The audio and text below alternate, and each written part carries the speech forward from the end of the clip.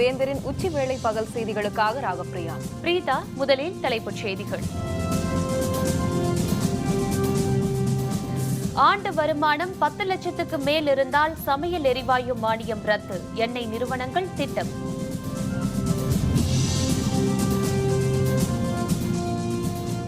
செம்மரம் வெட்டியதாக 23 தமிழர்கள் கைது, ஆந்திர காவல்துறை நடவடிக்கை.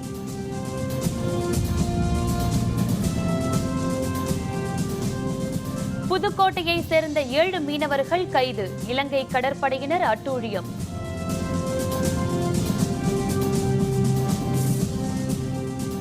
திரிபுரா மாநில சட்டப்பேரவையில் அமளி, அவைத் தலைவரின் செங்கோலை உறுப்பினர் பறித்து சென்றதால் பரபரப்பு.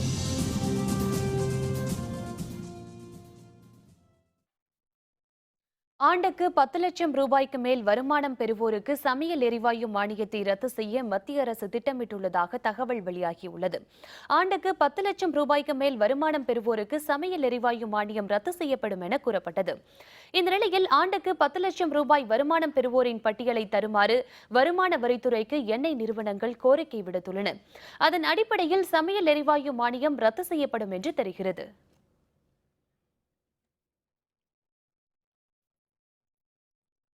ஆந்திர மாநிலம் ரேணிகுண்டா அருகே செம்மரம் வெட்டியதாக கூறி தமிழர்கள் 23 பேரை காவல்துறையினர் கைது செய்துள்ளனர்.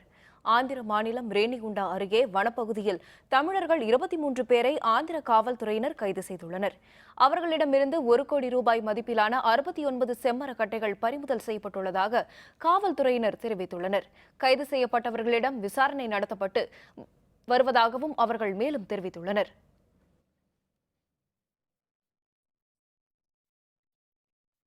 பயங்கரவாத அமைப்புகளுக்கு புகலிடம் அளிப்பதை பாகிஸ்தான் நிறுத்த வேண்டும் என்று ஐக்கிய நாடுகள் அவையில் இந்தியா வலியுறுத்தியுள்ளது. ஐக்கிய நாடுகள் அவையில் இந்திய தூதர் நவ்தேஜ் சிங் பேசுகையில் பயங்கரவாத அமைப்புகளுக்கு புகலிடம் அளிப்பதை பாகிஸ்தான் நிறுத்த வேண்டும் என்று வலியுறுத்தினார். பாகிஸ்தான் பயங்கரவாதிகளை தொடர்ந்து மறைமுகமாக ஆதரித்து வருவதாக குற்றம் சாட்டிய அவர் அவ்வாறு ஆதரவளிப்பதை நிறுத்துமாறும் பாகிஸ்தானுக்கு கோரிக்கை விடுத்தார். பயங்கரவாதத்துக்கு தொடர்ந்து ஆதரவு அளித்து வந்தால் அதற்கான பலனை பாகிஸ்தான் அனுபவிக்க நேரிடும் என்று அவர் எச்சரிக்கை விடுத்துள்ளார். அனைத்து மாநிலங்களுக்குமான ஒரே நதிநீர் ஆணையம் அமைக்கும் மத்திய அரசின் அறிவிப்பு காவிரி நீர் கிடைக்காமல் வாடும் தமிழக விவசாயிகளுக்கு கிடைக்க வேண்டிய நீதியை தாமதப்படுத்தும் செயல் என்று தமிழக எதிர்க்கட்சித் தலைவர் மு.க.ஸ்டாலின் தெரிவித்துள்ளார். இது பற்றி அறிக்கை ஒன்றை அவர் வெளியிட்டுள்ளார். மாநிலங்களுக்கு இடையிலான நதிநீர் பிரச்சினைகளை தீர்க்க ஒரே நதிநீர் ஆணையம் அமைப்பதான அறிவிப்பு அதிர்ச்சி அளிப்பதாக தெரிவித்துள்ள ஸ்டாலின், காவிரி விவகாரத்தில் தமிழகத்திற்கு கிடைக்க வேண்டிய நீதி காலவரம்பின்றி ஒத்திவைக்கப்படுவதாக மிகப்பெரிய அபாய அறிவிப்பாக இருப்பதாக மேலும் குறிப்பிட்டுள்ளார். தமிழகத்திற்கு கிடைக்க வேண்டிய உரிமைகளை மேலும் பல ஆண்டுகளுக்கு தாமதம் செய்வதற்காக இந்த நிலை திட்டமிட்டு ஏற்படுத்தப்படுவதாக சந்தேகம் எழுந்துள்ளதாக மு.க.ஸ்டாலின் மேலும் தெரிவித்துள்ளார்.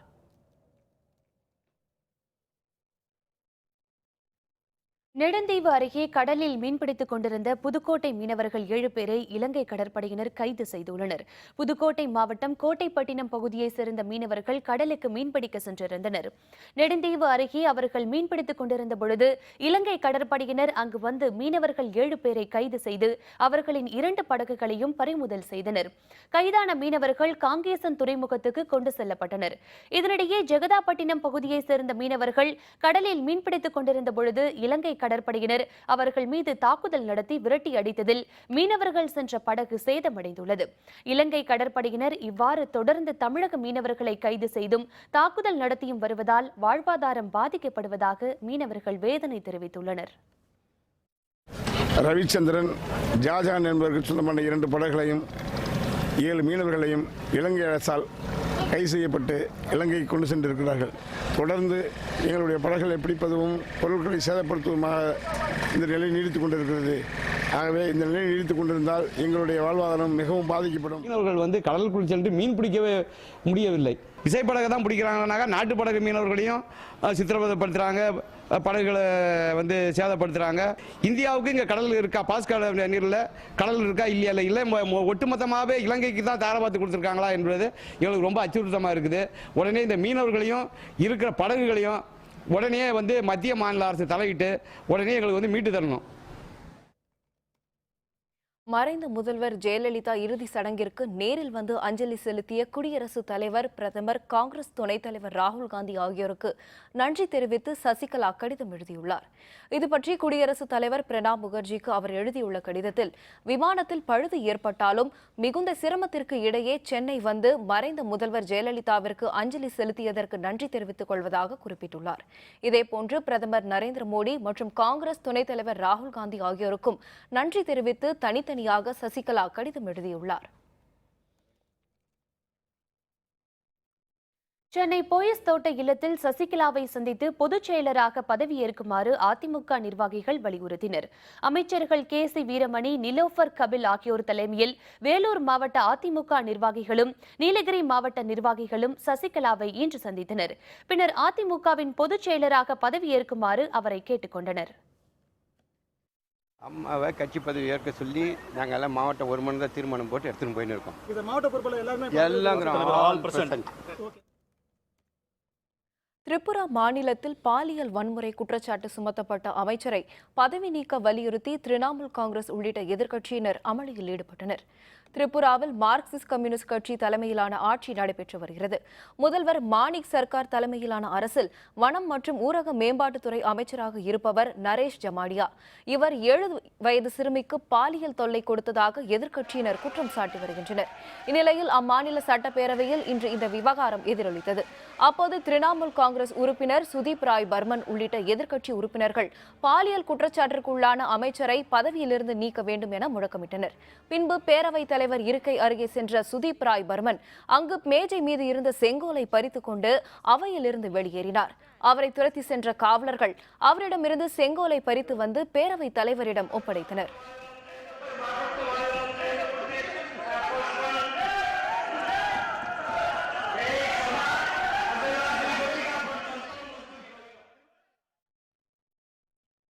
புயல் பற்றிய வதந்திகளை யாரும் நம்ப வேண்டாம் என்று சென்னை வானிலை ஆய்வு மையம் தெரிவித்துள்ளது. சென்னையில் இன்று செய்தியாளர்களுடன் பேசிய வானிலை மைய இயக்குநர் ஸ்டெல்லா, இலங்கையை ஒட்டியுள்ள தென்மேற்கு வங்கக்கடலில் குறைந்த காற்றழுத்த தாழ்வு நிலை ஒன்று நிலை கொண்டுள்ளதாக தெரிவித்தார். இதன் காரணமாக தமிழகம் மற்றும் புதுச்சேரியில் ஒரு சில இடங்களில் மழை பெய்ய வாய்ப்பு உள்ளதாகவும், தமிழகத்தின் உள் மாவட்டங்களில் ஒரு சில இடங்களில் லேசானது முதல் மிதமானது வரை மழை பெய்ய வாய்ப்பு உள்ளதாகவும் அவர் மேலும் தெரிவித்தார். கடந்த 24 மணி நேரத்தை பொறுத்தவரை தமிழகத்தில் அதிக அளவாக நாகப்பட்டினம் மாவட்டம் தலை ஞாயிறு பகுதியில் 40 மில்லிமீட்டர் மழை அளவு பதிவாகியுள்ளதாகவும் ஸ்டெல்லா குறிப்பிட்டார். இலங்கையை ஒட்டியுள்ள தென்மேற்கு வங்கக்கடலில் ஒரு காற்றழுத்த தாழ்வு நிலை கொண்டுள்ளது. இதன் காரணமாக வரும் 24 மணி நேரத்தில் தமிழகம் மற்றும் புதுவையில் கடலோர மாவட்டங்களில் ஒரு சில இடங்களிலும் உள் மாவட்டங்களில் ஓரிரு இடங்களில் லேசானது முதல் மிதமான மழைக்கு வாய்ப்புள்ளது. சென்னையை பொறுத்தவரையில் ஓரளவு மேகமூட்டத்துடன் காணப்படும். புயல் பற்றிய வதந்தியை தயவு செய்து பொதுமக்கள் நம்ப வேண்டாம். தற்பொழுது புயல் உருவாவதற்கான வாய்ப்பு இல்லை. சென்னை காவேரி மருத்துவமனையில் தொண்டை மற்றும் நுரையீரல் தொற்று காரணமாக சிகிச்சை பெற்று வரும் திமுக தலைவர் கருணாநிதியின் உடல்நலன் பற்றி பல்வேறு தரப்பினரும் நேரில் சென்று விசாரித்து வருகின்றனர். திரைப்பட இயக்குநர் S.A. சந்திரசேகர், திண்டுக்கல் லியோனி, நடிகர் விவேக், திரைப்பட பாடலாசிரியர் ப. விஜய் உள்ளிட்டோர் காவேரி மருத்துவமனைக்கு நேரில் சென்று அவரது உடல்நலன் பற்றி கேட்டறிந்தனர். மேலும் முன்னாள் நாடாளுமன்ற உறுப்பினர் விஸ்வநாதன், தமிழ்நாடு விவசாயிகள் கூட்டு இயக்கத்தின் தலைவர் தேவசிகாமணி உள்ளிட்டோரும் கருணாநிதியின் உடல்நலன் பற்றி விசாரித்தனர். 35 வருஷமா அரசியலை தாண்டி நட்போட பழகிட்டு இருக்கிறவங்க. கலைத்துறையில் எங்களுக்கெல்லாம் அவர் முன்னோடி. அவர் படங்களை பார்த்து நாங்கள்லாம் திரையுலகத்துக்கு வந்தோம். ஸோ இன்றைக்கும் அவர் கலையை நேசிச்சுட்டு இருக்கிறாரு, கலையை காதலிச்சுட்டு இருக்கிறாரு.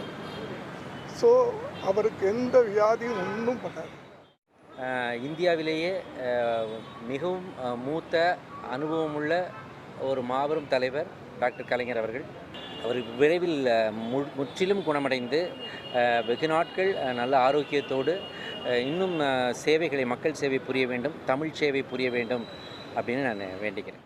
தமிழர்களுடைய மிகப்பெரிய தலைவர், தமிழ்நாட்டிற்கு மிக பெரும் சேவைகளை செய்த தலைவர் கலைஞர் அவர்கள் ஆரோக்கியமாக இருக்கிறார், நன்றாக இருக்கிறார் என்று சொல்லியிருக்கிறார்கள். அவருடைய தேவை தமிழகத்திற்கும் இந்தியாவிற்கும் தேவை. அவர் பூர்ண நலம் பெற்று விரைவில் வீடு திரும்புவார் என்று இயற்கையை பிரார்த்திக்கிறேன். விடுமுறை காரணமாக ரத்தான தேர்வுகள் ஜனவரி மாதம் நடைபெறும் என அறிவிப்பு. விவரம் விளம்பர இடைவேளைக்கு பிறகு.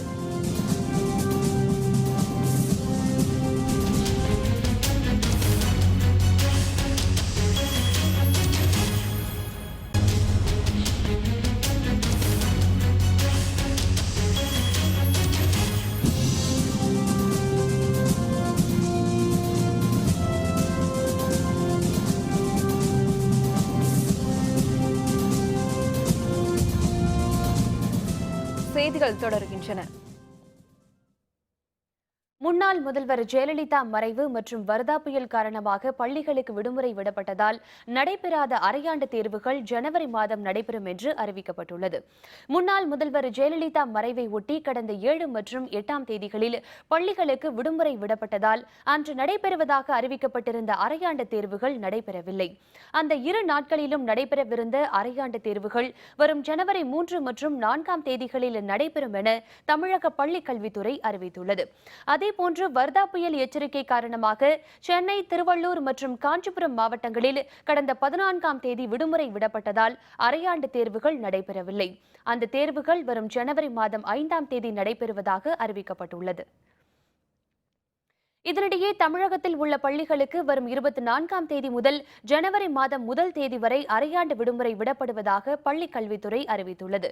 ஜனவரி மாதம் 2ஆம் தேதி பள்ளிகள் திறந்த அன்றே மாணவர்களுக்கு புத்தகங்கள் வழங்கவும் நடவடிக்கை எடுக்கப்பட்டு வருவதாக அறிவிக்கப்பட்டுள்ளது.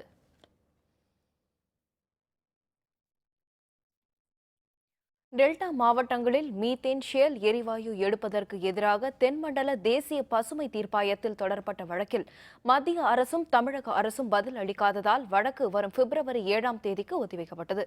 காவிரி டெல்டா மாவட்டங்களில் ஷெல் எரிவாயு எடுக்க கடந்த 2013ஆம் ஆண்டு மத்திய அரசு அனுமதி அளித்தது. இதற்கு தடை விதிக்க கோரி காவிரி விவசாயிகள் சங்கம் சார்பில் தென்மண்டல தேசிய பசுமை தீர்ப்பாயத்தில் வழக்கு தொடரப்பட்டது. இதனைத் தொடர்ந்து தமிழகத்தில் மீத்தேன் எரிவாயு திட்டத்தை ரத்து செய்வதாக மத்திய பெட்ரோலியத்துறை அமைச்சர் தர்மேந்திர பிரதான் அறிவித்திருந்த நிலையில் இந்த வழக்கு விசாரணை இன்று நடைபெற்றது. இந்த விசாரணையின் போது ஆஜரான மதிமுக பொதுச் செயலர் வைகோ மத்திய அரசின் அறிவிப்பை உறுதி செய்யும் விதமாக ஷேல் எரிவாயு எடுக்க மத்திய சுற்றுச்சூழல் அமைச்சகத்திடம் அளிக்கப்பட்ட விண்ணப்பத்தை திரும்ப பெற வேண்டும் என வாதிட்டார். இந்த வழக்கில் தமிழக அரசு தனது நிலைப்பாட்டை இதுவரை தெரிவிக்காததால் வழக்கை வரும் பிப்ரவரி 7ஆம் தேதிக்கு ஒத்திவைத்து நீதிபதிகள் உத்தரவிட்டனர்.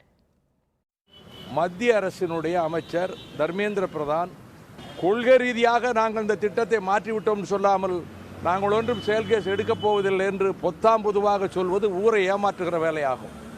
தமிழ்நாடு அரசு இதில் என்ன நிலைப்பாடு என்பதை தெரிவிக்க வேண்டும் என்று நாங்கள் வற்புறுத்தினோம். ஆனால் இந்த அமர்விலும் தமிழ்நாடு அரசு தன்னுடைய கருத்தை தெரிவிக்கவில்லை. எனவே வழக்கு ஒத்திவைக்கப்படக்கூடிய சூழலில் பிப்ரவரி 7ஆம் தேதிக்கு இந்த வழக்கு ஒத்திவைக்கப்பட்டிருக்கிறது. திருச்சி ஸ்ரீரங்கம் அரசு மருத்துவமனையில் காலியாக உள்ள மருத்துவ பணியிடங்களை நிரப்புதல் உள்ளிட்ட கோரிக்கைகளை வலியுறுத்தி இந்திய கம்யூனிஸ்ட் கட்சி சார்பில் ஆர்ப்பாட்டம் நடைபெற்றது. ஸ்ரீரங்கம் அரசு மருத்துவமனைக்கு நாள்தோறும் ஆயிரக்கணக்கான கிராம மக்கள் வந்து செல்கின்றனர். இங்கு போதிய மருத்துவர்கள் இல்லாததால் நோயாளிகள் பெரும் சிரமத்திற்கு ஆளாவதாக புகார் எழுந்துள்ளது. இந்நிலையில் மருத்துவ பணியிடங்களை நிரப்புதல், நோயாளிகளுக்கு சுத்திகரிக்கப்பட்ட குடிநீரை வழங்குதல் உள்ளிட்ட பல்வேறு கோரிக்கைகளை வலியுறுத்தி இந்திய கம்யூனிஸ்ட் கட்சி சார்பில் ஸ்ரீரங்கம் பேருந்து நிலையம் முன்பு ஆர்ப்பாட்டம் நடைபெற்றது. இதில் பங்கேற்றவர்கள் மாநில அரசு விரைந்து நடவடிக்கை மேற்கொள்ள வேண்டும் என முழக்கமிட்டனர். அரசு மருத்துவமனைக்கு தேவையான 7க்கும் மேற்பட்ட முக்கிய பிரிவு டாக்டர்கள் இல்லாத ஒரு சூழ்நிலை இருக்கிறது. அரசு மருத்துவ வேலை செய்யக்கூடிய கடநிலை ஊழியர்கள் சில புரோக்கர்களை வைத்து நோயாளியிடம் பணம் வாங்கி கொண்டு செயல்படுகிற கொடுமையும் இந்த மருத்துவமனையில் நடந்து கொண்டிருக்கிறது. அரசு கூடுதல் கவனம் செலுத்தி டாக்டர்களை நியமிக்கப்பட வேண்டும், போதிய ஊழியர்கள் நியமிக்க வேண்டும். இந்த கோரிக்கைகளும் நிறைவேற்ற நம்பிக்கை எங்களுக்கு இருக்கிறது. சென்னை பல்லாவரம் அருகே வர்தா புயலால் முழுமையாக சேதமடைந்த தரைப்பாலத்திற்கு மாற்றாக புதிய மேம்பாலம் கட்ட வேண்டும் என மக்கள் வேண்டுகோள் விடுத்தனர். பல்லாவரம் அருகே உள்ள அடையாறு ஆற்றின் குறுக்கே கவுல் பஜார் மற்றும் கெருகம்பாக்கத்தை இணைக்கும் வகையில் தரைப்பாலம் அமைக்கப்பட்டிருந்தது. இந்த பாலம் வழியாக பள்ளி மாணவர்கள் உள்ளிட்ட அனைத்து தரப்பினரும் சென்று வந்த நிலையில் கடந்த வாரம் வீசிய வர்தா புயலால் தரைப்பாலம் முழுமையாக சேதமடைந்தது. இதனால் கெருகம்பாக்கம், மணப்பாக்கம், இந்திரா நகர் உள்ளிட்ட பல்வேறு பகுதிகளைச் சேர்ந்த மக்கள் 15 கிலோமீட்டர் தூரம் சுற்றி கொண்டு பல்லாவரம் வந்து செல்கின்றனர். நாள்தோறும் கூடுதல் நேரம் செலவழிக்க வேண்டியிருப்பதுடன் மிகுந்த அலைச்சல் ஏற்படுவதாகவும் மக்கள் தெரிவித்தனர். சேதமடைந்த தரைப்பாலத்திற்கு மாற்றாக புதிய மேம்பாலத்திற்கான கட்டுமான பணியை விரைவாக தொடங்க வேண்டும் என மக்கள் கோரிக்கை விடுத்தனர். 20-25 ஊருக்கு இந்த பாலம் முக்கியமான பாலம் வந்து கிட்டத்தட்ட ஒரு 50 வருஷமா அதே மாதிரி இருக்குது. தண்ணி வரும்போதெல்லாம் போக முடியாத கஷ்டமாக இருக்குது. மெயினாக வந்து ஸ்கூல் பசங்க ரொம்ப கஷ்டப்படுறாங்க. கிட்டத்தட்ட ஒரு 20-25 கிலோமீட்டர் சுற்றிட்டு போனோம். இந்த பக்கம் வந்து வரும்போது ஒரு 15 கிலோமீட்டர் சுற்றிட்டு வரணும். 2 வீலர்லாம் போக முடியாது. 2 கம்பம் போட்டு சும்மா அதுவே ஆபத்தான நிலைமையில் தான் இருக்குது. தவறி வந்து ஆற்றல் தான் வேணும். இது வந்து சீக்கிரம் கொஞ்சம் நடவடிக்கை எடுக்கும். ஃபுல்லாக இப்படி திருப்பி போட்டு போயிருச்சு. ஊருக்குள்ள ரொம்ப மரம் அடி சேதம் விழுந்துருச்சு. 8 நாளாக எங்கள் ஊரில் கரண்டே கிடையாது. கரண்டே வரல. அதனால எங்களுக்கு ரொம்ப கஷ்டமாக இருக்குது. இதை ரெடி பண்ணி கொடுத்தா எங்களுக்கு ரொம்ப சௌரியமாக இருக்கும். ரொம்ப எங்களுக்கு வேறு எதுவுமே எங்களுக்கு தேவையில்லை. எங்களுக்கு ஃப்ரிட்ஜை ஒழுங்காக கட்டி கொடுத்தாலே போதும். ஒரு சின்ன மழை வந்தாலும் கூட இந்த மாதிரி பாலம் இடிஞ்சு போயிடுது. இந்த பாருங்க, குழந்தைய தூக்கிட்டு போக முடியல, வர முடியல. ரொம்ப கஷ்டமாக இருக்குது. வர்றவங்க எத்தனை பேர் வர்றாங்க, பாலம் கட்டுறேன் இந்த செய்கிறேன் அப்படின்றாங்களே தவிர செய்கிறதுக்கு யாரும் வர காணும். அந்த பசங்க ஸ்கூல் எவ்வளோ பசங்க பரிட்சைக்கு போக முடியாமல் போயிடுது. முடிஞ்ச அளவுக்கு எங்களுக்கு கட்டி கொடுத்தாச்சுன்னா ஒரு உதவியாக இருக்கும். அது கவர்மெண்ட் பார்த்து செஞ்சால் எங்களுக்கு நல்லாயிருக்கும். திருவள்ளூரில் வர்தா புயல் தாக்கத்தால் 12வது நாளாக கடலுக்கு மீன்பிடிக்க செல்ல இயலாததால் சேதமடைந்த படகுகளுக்கு உடனடியாக நிவாரணம் வழங்க வேண்டும் என மீனவர்கள் கோரிக்கை விடுத்துள்ளனர். கடந்த 12ஆம் தேதி கரை கடந்த வர்தா புயலால் திருவள்ளூர் மாவட்டத்தில் படகுகள், மரங்கள், மின் கம்பங்கள் மற்றும் நெற்பயிர்கள் அதிக அளவில் சேதமடைந்துள்ளன. பழவேற்காடு, எண்ணூர், திருவொற்றியூர் உள்ள மீனவர்களின் படகுகள், வலைகள், மீன்பிடி சாதனங்கள் பெருமளவு சேதமடைந்தன. இதில் பழவேற்காடு, எண்ணூர், திருவொற்றியூர் பகுதிகளில் லட்சத்திற்கும் அதிகமான மீனவர்கள் பாதிக்கப்பட்டுள்ளனர். சேதமடைந்த பகுதிகளை நேரில் பார்வையிட்டு நிவாரணம் வழங்க நடவடிக்கை எடுக்கப்படும் என அரசு அலுவலர்கள் தெரிவித்து 12 நாட்களாகியும் நிவாரணத் தொகை பற்றி அரசு அறிவிக்காததால் தங்களது வாழ்வாதாரம் பாதிக்கப்படுவதாக மீனவர்கள் தெரிவித்தனர்.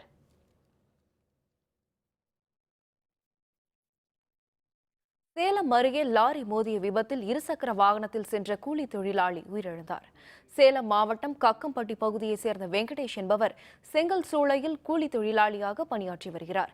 இருசக்கர வாகனத்தில் அவர் சென்று கொண்டிருந்தார். அப்போது சேலம் நோக்கி வந்து கொண்டிருந்த வாகனம் ஒன்றை முந்தி செல்ல முயன்ற லாரி இருசக்கர வாகனம் மீது மோதியது. இந்த விபத்தில் வெங்கடேஷ் அந்த இடத்திலேயே பலியானார். தகவல் அறிந்து அப்பகுதியில் கூடிய மக்கள் லாரியின் கண்ணாடிகளை அடித்து நொறுக்கி போராட்டத்தில் ஈடுபட்டனர். அப்பகுதியில் தொடர் விபத்து நடைபெறுவதை கண்டித்து சாலை மறியலில் ஈடுபட்டனர்.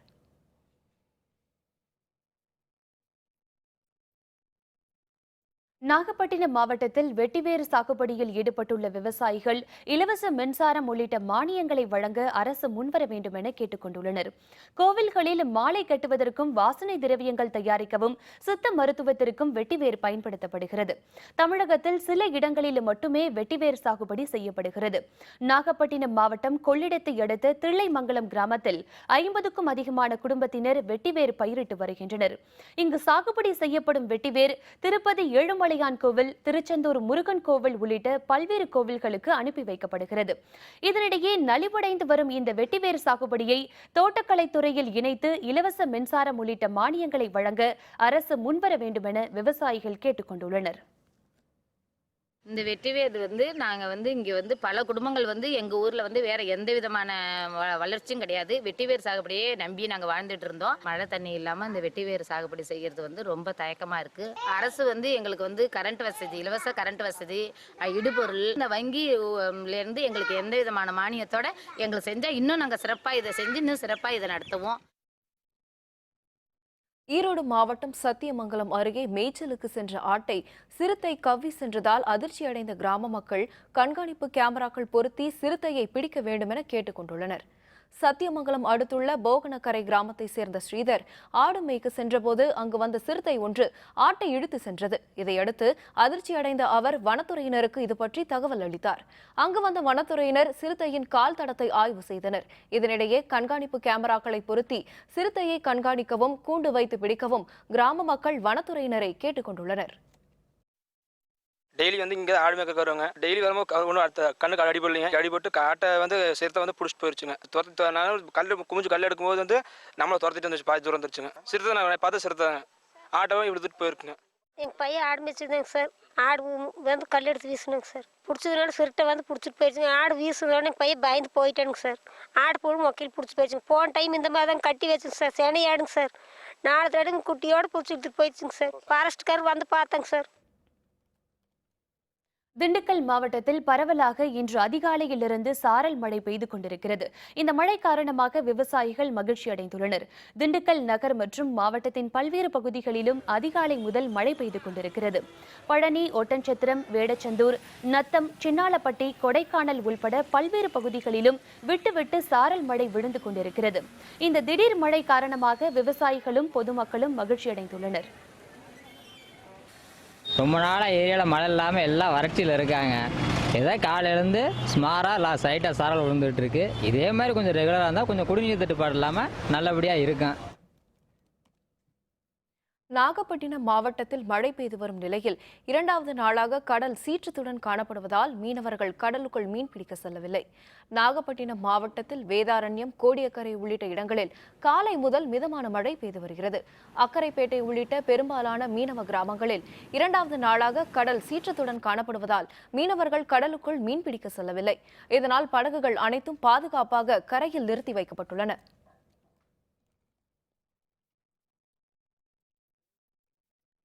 இந்தியா இங்கிலாந்து 5வது டெஸ்ட் போட்டி. இங்கிலாந்து அணி நிதான ஆட்டத்தால் டிராவை நோக்கி போகும் டெஸ்ட். விவரம் விளம்பர இடைவேளைக்கு பிறகு.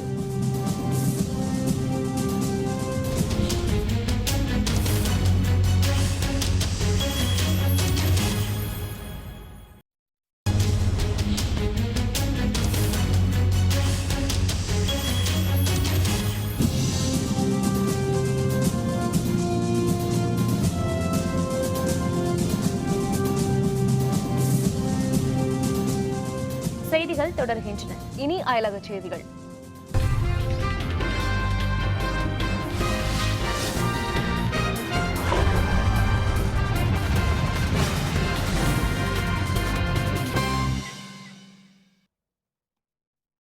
தெற்கு சூடான் நாட்டில் வன்முறை சம்பவங்கள் அதிகரிக்க வாய்ப்புள்ளதால் அங்குள்ள மக்களை காப்பாற்ற உடனடி நடவடிக்கை தேவை என ஐக்கிய நாடுகள் அவையின் பொதுச் செயலர் பான் கி மூன் தெரிவித்துள்ளார். தெற்கு சூடானில் அந்நாட்டு அதிபர் மற்றும் துணை அதிபர் இடையிலான அதிகார போட்டி காரணமாக இருதரப்பு மோதல்கள் வலுத்து வருகிறது. இதனால் அங்கு உள்நாட்டு போர் தீவிரமடைந்துள்ளது. நாள்தோறும் நடைபெற்று வரும் வன்முறை சம்பவங்களில் பலர் பலியாகி வருகின்றனர். இதுவரை ஆயிரக்கணக்கான மக்கள் கொல்லப்பட்டுள்ளதால் உள்நாட்டு போரை முடிவுக்கு கொண்டுவர உலக நாடுகள் வலியுறுத்தி வருகின்றன.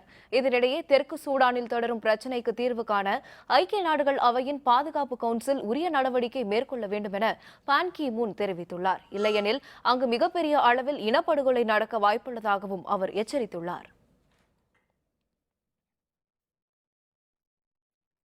ஜெர்மனியின் தலைநகரமான பெர்லினில் கிறிஸ்துமஸ் சந்தைக்குள் ஒருவர் லாரியை ஓடவிட்டு 9 பேரை கொன்றது அதிர்ச்சியை ஏற்படுத்தியுள்ளது.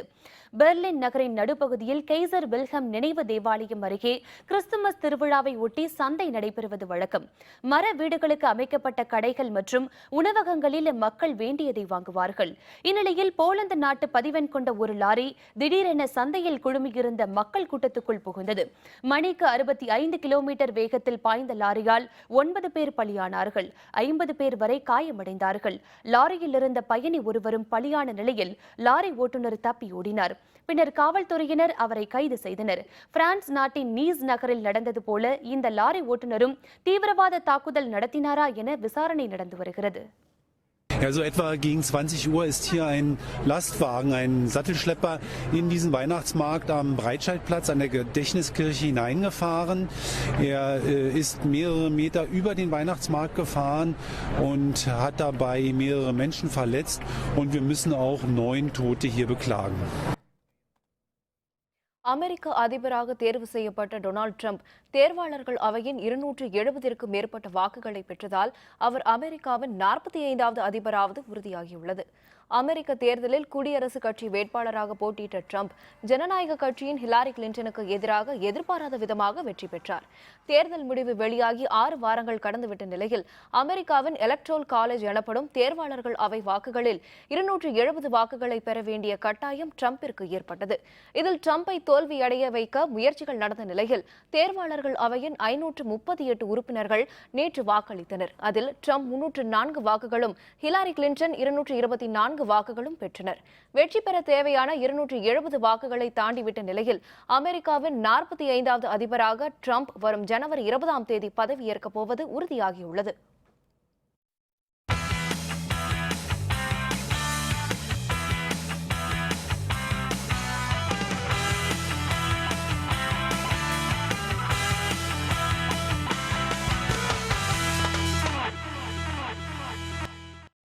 சென்னையில் நடைபெற்று வரும் கடைசி டெஸ்ட் போட்டியின் 2வது இன்னிங்ஸில் இங்கிலாந்து அணி நிதானமான ஆட்டத்தை வெளிப்படுத்தி வருகிறது. இந்தியா இங்கிலாந்து அணிகள் மோதும் 5வது மற்றும் கடைசி டெஸ்ட் போட்டி சென்னை சேப்பாக்கம் MA சிதம்பரம் திடலில் நடைபெற்று வருகிறது. இதன் முதல் இன்னிங்ஸில் இங்கிலாந்து அணி 477 ரன்களுக்கு ஆட்டமிழந்தது. இதனையடுத்து முதல் இன்னிங்ஸை விளையாடிய இந்திய அணி சிறப்பான ஆட்டத்தை வெளிப்படுத்தியது. அதிரடியாக விளையாடிய கருண் நாயர் 303 ரன்களும் லோகேஷ் ராகுல் 199 ரன்களும் எடுத்தனர். இதனால் இந்திய அணி 7 விக்கெட்டுகள் இழப்புக்கு 759 ரன்கள் எடுத்து டிக்ளேர் செய்தது. இதனைத் தொடர்ந்து 2வது இன்னிங்ஸை தொடங்கிய இங்கிலாந்து அணி நேற்றைய ஆட்ட நேர முடிவில் விக்கெட் இழப்பின்றி 12 ரன்கள் எடுத்திருந்தது. இன்று 5வது நாள் ஆட்டத்தை தொடர்ந்துள்ள இங்கிலாந்து அணி சற்று முன் வரை 4 விக்கெட்டுகள் இழப்புக்கு 141 ரன்கள் எடுத்துள்ளது. கீட்டன் ஜென்னிங்ஸ் 54 ரன்களிலும் கேப்டன் அலிஸ்டர் குக் 49 ரன்களிலும் ஆட்டமிழந்தனர். இன்று போட்டியின் கடைசி நாள் என்பதால் ஆட்டம் சமனில் நிறைவடைய அதிக வாய்ப்புள்ளதாக கிரிக்கெட் ஆர்வலர்கள் கருதுகின்றனர்.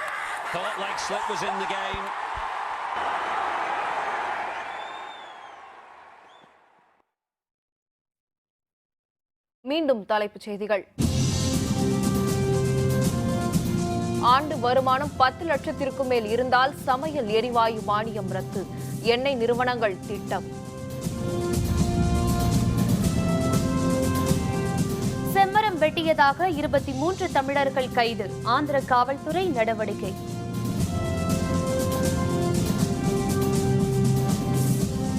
புதுக்கோட்டையை சேர்ந்த 7 மீனவர்கள் கைது. இலங்கை கடற்படையினர் அட்டூழியம்.